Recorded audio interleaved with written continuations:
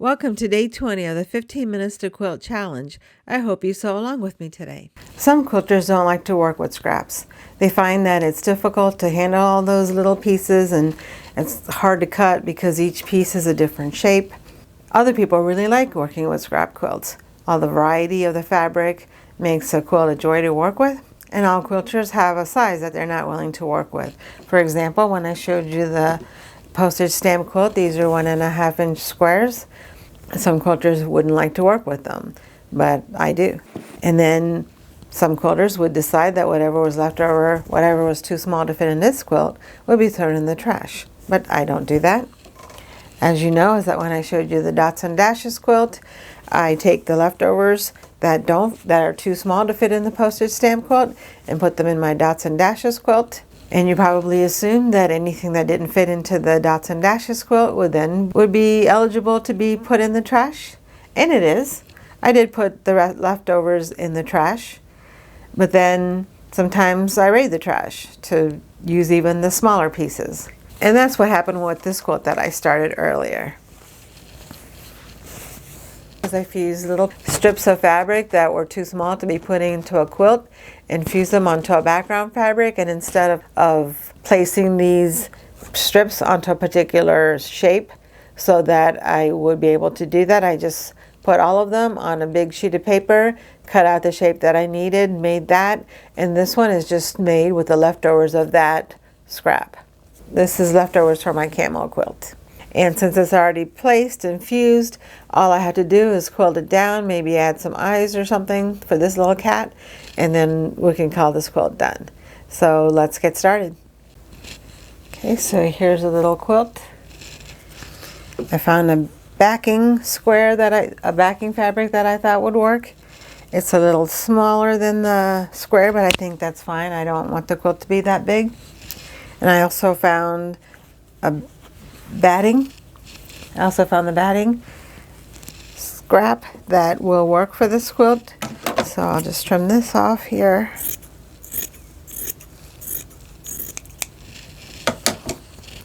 And then we can sandwich this quilt right here at the sewing machine. So the backing has to be put face down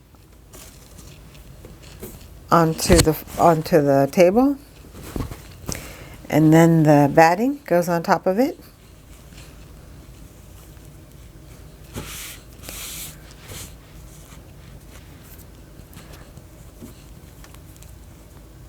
This one's pretty close to size, so I'll make sure I'm really careful to make sure the entire background fabric is covered up. And then this goes on top of that. I want to be careful of where the backing starts here because this is larger than the other side. So if you feel it, this is here.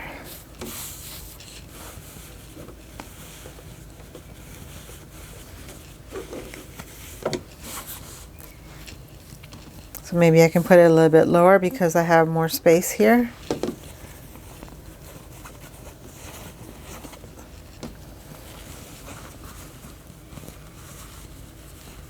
Actually, the backing is here.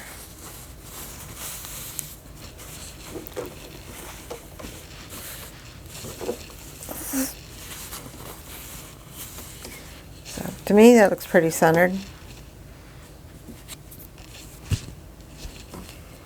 So I'll go ahead and sandwich this quilt. I'll go ahead and pin this quilt. I could try to birth this, but I've done that several times, so we'll go ahead and put a proper binding on this quilt. Now you may wonder what I'm going to do with something so tiny. I like to make a quilt once a month. I make a small quilt once a month. It's a nice, satisfying way to get a finish every month. And that way when I'm working on a long-term project, I still have this fun little thing that shows that I do actually have finishes. And I have a bulletin board where I put all of my little quilts and I rotate them. I rotate them from time to time, and it's just a fun way to Have something fun. These also make great gifts. You could use this on a card maybe.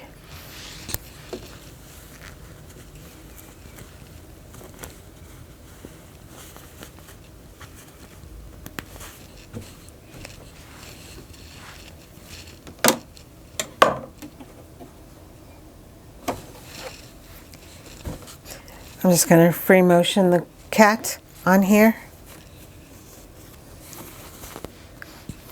You can see that a little piece is missing over here, a little piece of fabric, but that's not a big deal. The way it was placed in the box is kind of awkward, but I can always put something else on top of it when I'm done. I'm going to go ahead and use the thread that was already in the machine. These quilts are very casual, so there's not a lot of rules about what you do and don't do on it.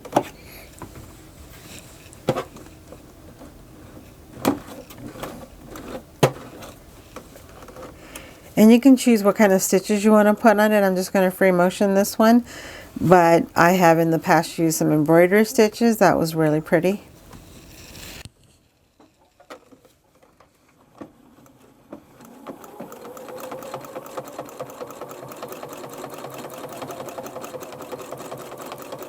When there's a fabric that seems to be pulling up, you can just go around a different direction.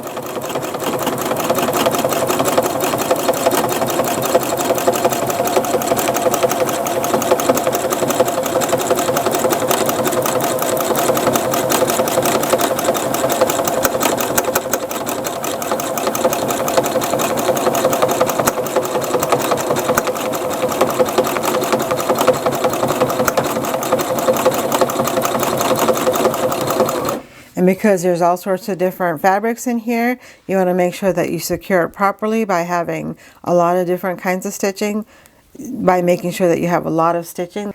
So basically I just sewed all the way around the edge of the outline of the cat, but I'm going to continue making sure there's lots of stitching on it so that all these little tiny pieces are secure. And it really doesn't matter. You can choose what kind of design you want to put on it. You can use decorative stitching, whatever works best for you.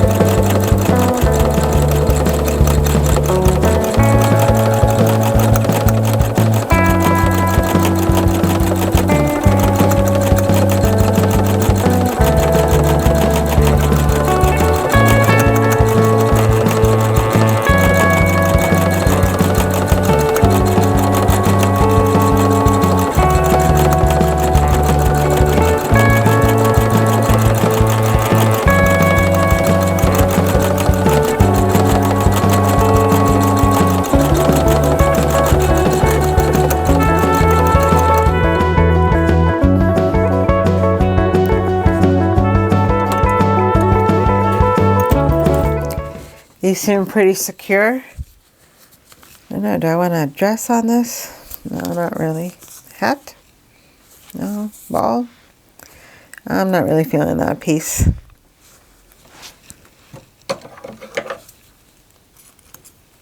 That can be something else or nothing at all. So now on here I can add I can find other scraps for the eyes and for the rest of this body here. So let me go through my trash can and see what I could find.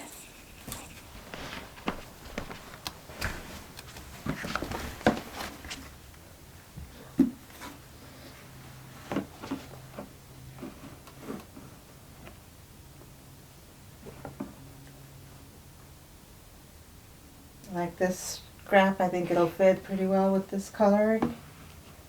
There's the pink ones I've been using for all sorts of things. I want a darker color For the eyes, this will work. Okay, let's do that.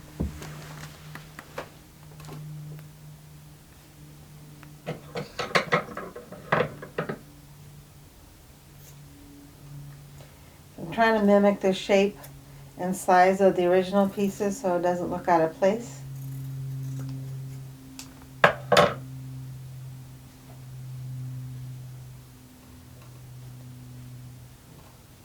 That'll look good.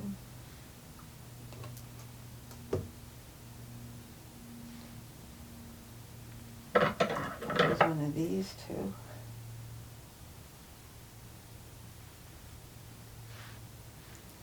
I'm sure that red one will work as well. Oh, there's another one.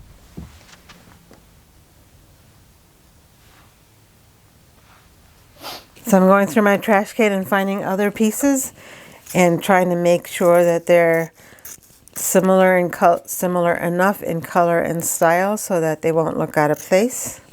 I think that looks good. And then I'd like to have some eyes here for the cat.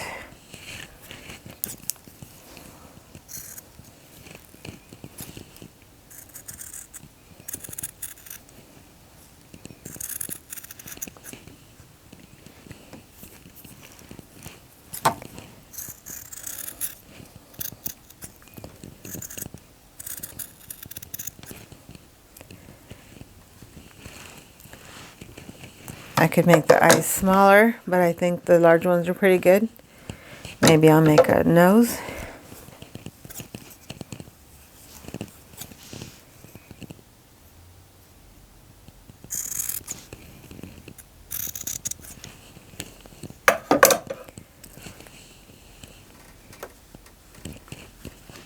That looks like an owl's nose. I don't know what a cat's nose looks like.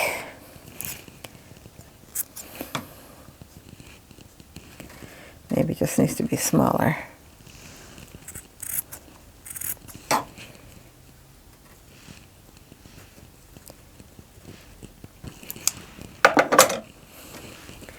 I like that. So I'll go ahead and pre-motion this.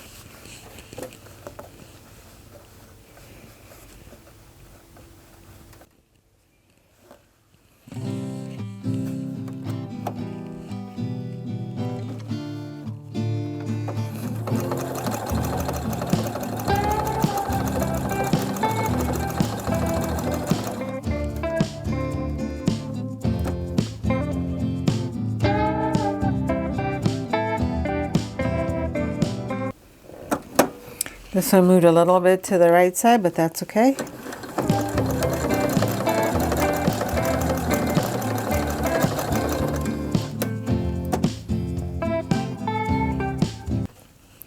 I just make sure when I have my hand near the needle that my foot is off of the pedal so I don't accidentally stitch on myself. And I also stay outside of the presser foot area. So a little too close there. That one's better.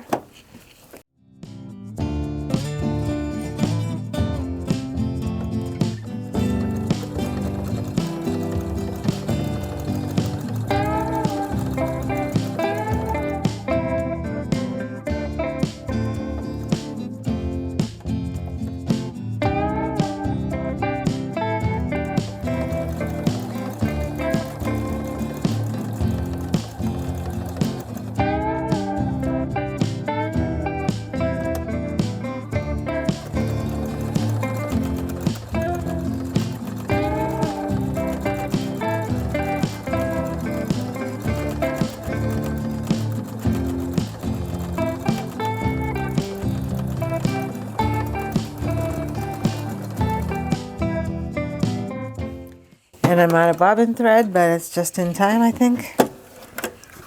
Oh, yep. I was stitching over all the way around just so that it wouldn't look like an applique piece. It would fit everything else. But here you can see that the cat is pretty much finished. All I have to do now is to trim this quilt and bind it, and it'll be finished.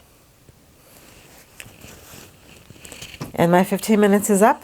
This video is one of a series of videos where I am finishing up some of the projects that I've been working on.